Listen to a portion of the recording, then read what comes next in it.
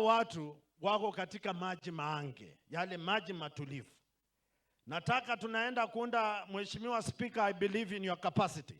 Tunaenda kuunda supplementary budget, Mheshimiwa Kapondi. Haya mambo ya kusema tu kwamba tutaleta maji. Nataka tuweke kwa bajeti ya supplementary budget maji ya hapa mlima, ili tunakapokwenda mbele tunaongea mambo ya budget na kuchapa kazi. Watu wangu, simulinipigia kura, simulisema niwatetee. Mimi nitawatetea kwa udi na uvumba, ili yule Mungu aliyenipa kibali, huyo Mungu pia awape kibali, tuendelee kujenga nchi ya Kenya. Na nikimalizia, Mheshimiwa Naibu wa Rais, hao watu walinipigia kura kama candidate wa Ford Kenya. Candidate wa Ford Kenya tunasema usawa, haki na ukweli. Mimi nataka respect is a two-way traffic.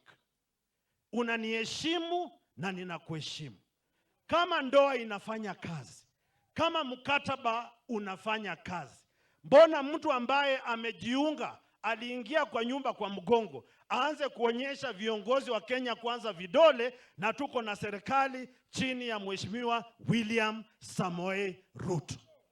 Mimi nataka uheshimu Mheshimiwa Rigiji, wale ambao wako hapa na wamekuwa wakionyesha Papa wa Roma vidole na kumtishatisha na kumsukuma.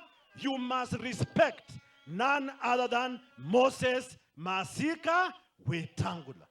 Na mimi naunga mkono rais kabisa, naunga Rigiji kabisa, naunga Papa wa Roma kabisa. Na hii Bungoma hamtawahi ona tena, munaenda matanga, watu wamebeba mipini,